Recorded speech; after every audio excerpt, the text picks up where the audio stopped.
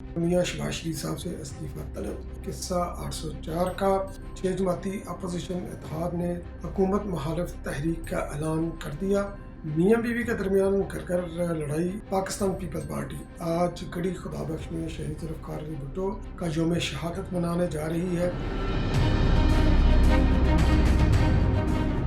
السلام علیکم، اپنے چینل دستک with افتخار مرزا کے ساتھ اڈوا کینیڈا سے آپ کی خدمت میں حاضر ہوں۔ گزارش ہے کہ میرے چینل کو سبسکرائب کریں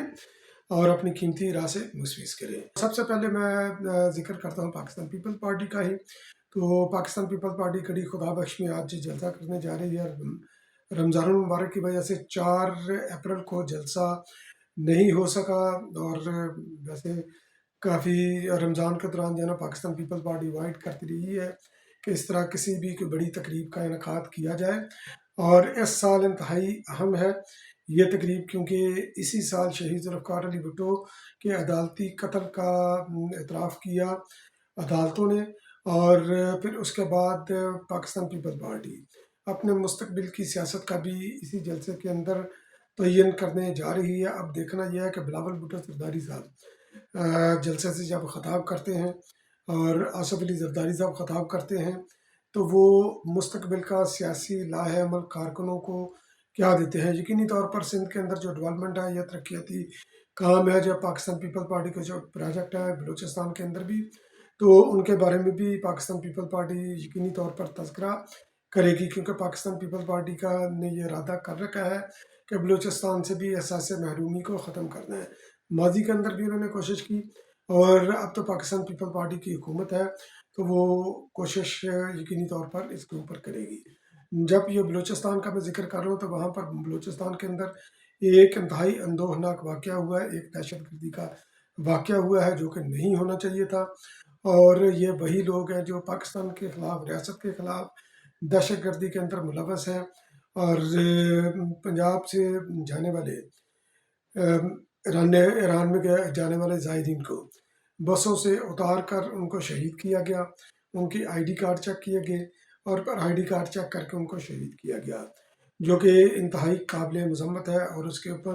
بلاول بھٹو زرداری صاحب نے بھی اس کے اوپر اظہار افسوس کیا ہے اور اس واقعے کی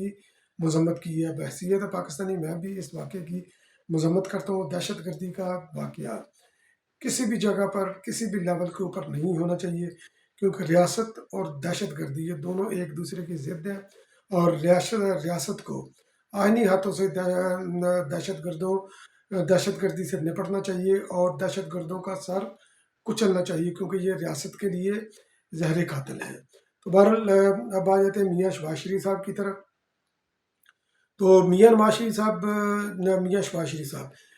جو کہ اس وقت مسلم لیگ نون کے صدر بھی ہیں، اور میاں نواز شریف صاحب وہ صدر اس طرح بنے کیونکہ میاں نواز شریف صاحب جو ہے نا وہ 2017 میں جب صلاح یافتہ ہوئے تو پارٹی کی سربراہی سے ان کو ہٹا دیا گیا، ان کو پارٹی کی سربراہی کے لیے کوئی دوسرا چاہیے تھا، انہوں نے میاں شہباز شریف صاحب کو پارٹی کا سربراہ بنا دیا، مسلم لیگ کا صدر بنا دیا۔ اور اب جب کہ میاں نواز شریف صاحب کے اوپر یہ ان کی سزائیں ختم ہو چکی ہیں، اس کے اوپر بھی ایک علیحدہ جو ہے نا وہ کوسچن مارک ہے جس طریقے سے وہ ختم کی گئی ہیں۔ تو اب میاں نواز شریف صاحب یہ چاہ رہے ہیں، وہ سیریسلی یہ مشاورت کر رہے ہیں، اب وہ دوبارہ پریکٹیکل پالیٹکس کے اندر آئیں اور شہباز شریف صاحب سے وہ استعفیٰ لے کر پارٹی کا صدر وہ دوبارہ بننا چاہتے ہیں، اور پھر وہ پارٹی کے امور کو بیٹھ کر اپنے طریقے سے وہ چلانے کی کوشش کریں گے، صحیح کریں گے۔ تو دیکھتے ہیں کہ یہ ان کا یہ بھی کتنا قابل عمل چیز ہے یا نہیں ہے، یا وہ کتنے کامیاب ہوتے ہیں یا نہیں۔ اب آ جاتے ہیں میاں بیوی کی لڑائی اور 804 کا قصہ۔ تو میاں بیوی کی لڑائی جو گھر میں ہوئی ہے اس کی وجہ مریم نواز شریف صاحبہ، یا آپ یہ کہہ لیں کہ عظمہ بخاری صاحبہ ہیں، جو کہ پنجاب کی جو ہے نا وزیر اطلاعات ہیں۔ تو وہ لڑائی کی وجہ، آپ حیران ہوں گے کہ وہ لڑائی کی وجہ کیوں ہے، گھر میاں بیوی کے درمیان لڑائی کی وجہ کیوں بنی۔ تو ہوا یہ ہے کیونکہ پہلے عمران خان نیازی صاحب کے دور کے اندر بھی بڑے لطیفے سننے کے ملتے تھے جب عمران خان نیازی ہیلی کاپٹر سے بنی گالہ سے وزیر اعظم ہاؤس جاتے تھے تو فواد چودھری صاحب نے یہ جناب شوشہ چھوڑا تھا اس وقت کہ 55 روپے کے اندر جو ہے نا 1 کلومیٹر ہیلی کاپٹر سفر کرتا ہے۔ تو اس کے اوپر میمز بھی بنی، جوک بھی بنے اور لوگوں نے تمسخر بھی اڑایا۔ تو ابھی عظمیٰ بخاری صاحبہ نے بھی ایک ٹی وی پروگرام کے اندر، جیو کے اندر، انہوں نے یہ جناب فرمایا، جب مریم نواز شریف صاحبہ کے یقینی طور پر خوش باس ہیں وہ مریم نواز شریف صاحبہ، تو ان کا حق ہے، اگر ان کو اللہ تعالیٰ نے دیا تو خوش لباسی ان کو جو ہے نا وہ ہونی چاہیے۔ تو عظمیٰ بخاری صاحبہ ان کی یعنی کہ سادگی ثابت کرنے کے لیے انہوں نے یہ بولا کہ جو مریم نواز شریف صاحبہ جو جوڑے پہنتی ہیں وہ 500 600 700 800 روپے کے قریب قریب یہ جوڑے آتے ہیں۔ تو یہ سن کر جناب جانے سارے ہی ششتر اور حیران رہ گئے کہ اتنے سستے جوڑے، اتنے سستے، تو ایک وقت کا جو پاکستان میں ایک بندہ جو ہے نا وہ اچھا کھانا نہیں کھا سکتا، تو یہ 500 600 700 800 روپے کا جوڑا کہاں سے آ گیا؟ اور اسی وجہ سے میاں بیوی کے درمیان بھی چکلش کا اندیشہ ہے کہ دیکھو کہ اتنے خوبصورت جوڑے مریم نواز شریف صاحبہ پہنتی ہیں، تو وہ زیادہ سے زیادہ جو ہے نا یہ 500 سے لے کر 800 تک وہ آتے ہیں، تو آپ جو ہے نا یہ 4 4 ہزار کے 5 5 ہزار 10 10 ہزار کے جوڑے کہاں سے لے آتے ہیں؟ تو یہ ایک وجہ تنازع بن سکتی ہے ہمارے گھروں کے اندر، میاں بیوی کے لڑائی کے اندر، تو برتن کھڑک سکتے ہیں، سر پھوٹ سکتے ہیں اسی کی وجہ سے، اور اس کے یقینی طور پر ذمہ دار عظمیٰ بخاری صاحبہ اور مریم نواز شریف صاحبہ ہوں گی۔ اور عمران خان نیازی صاحب بھی ان کے فالوورز کم نہیں ہیں۔ تو ابھی ایک پشاور کے اندر بندے نے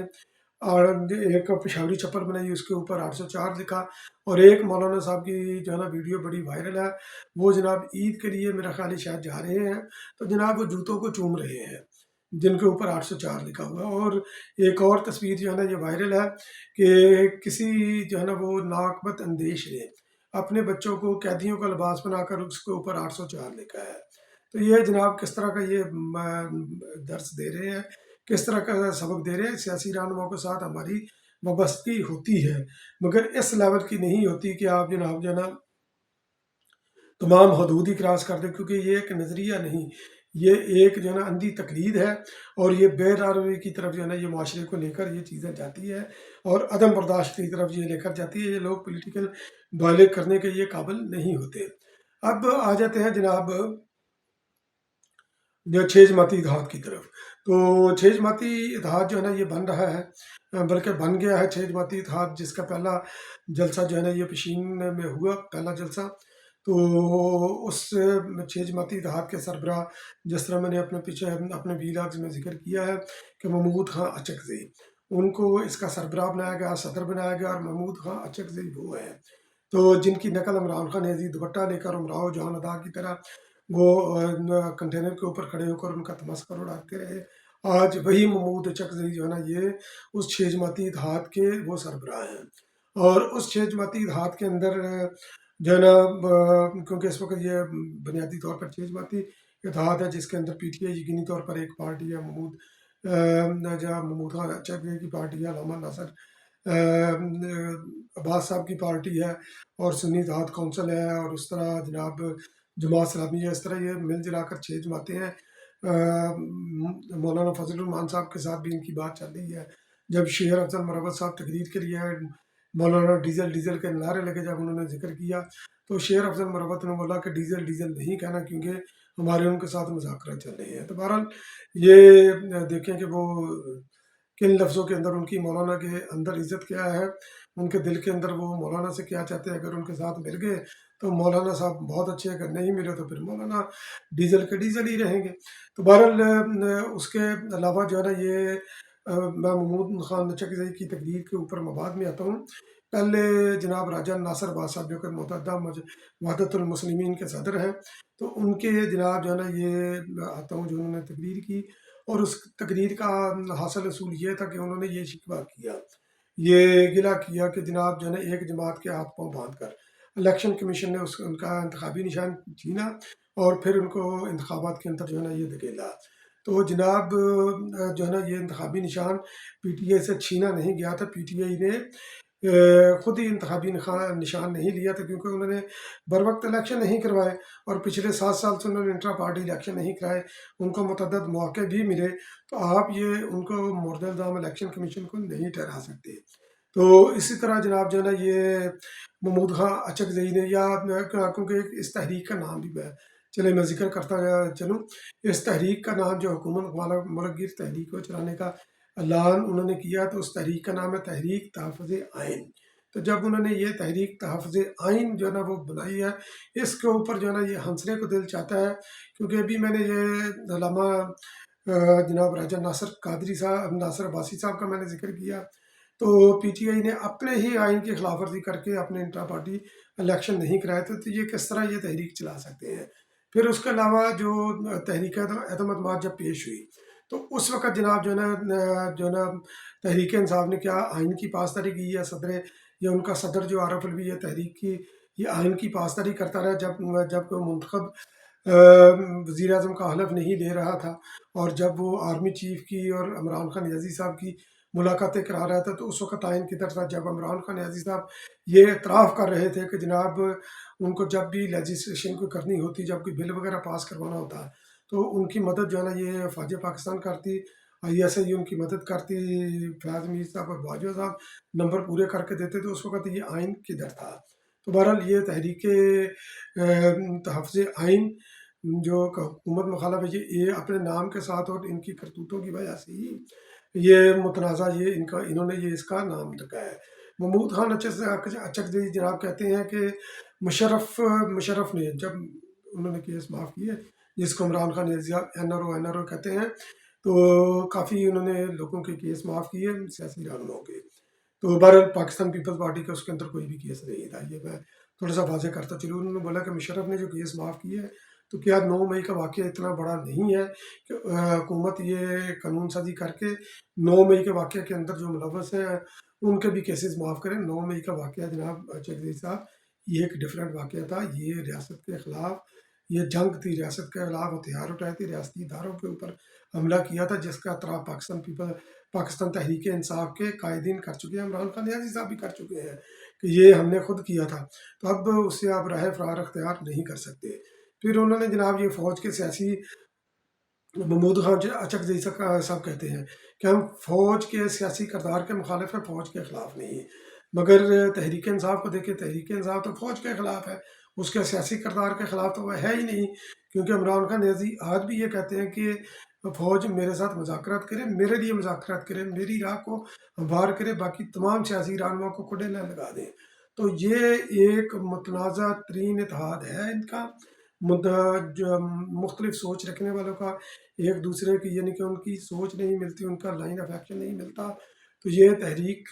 تحفظ آئین یہ کس طرح یہ کامیاب ہوگی؟ اس کی کامیابی کے اوپر بھی بہت بڑا سوالیہ نشان ہے۔ بہت بہت شکریہ میرا ویڈیو واچ کرنے کا۔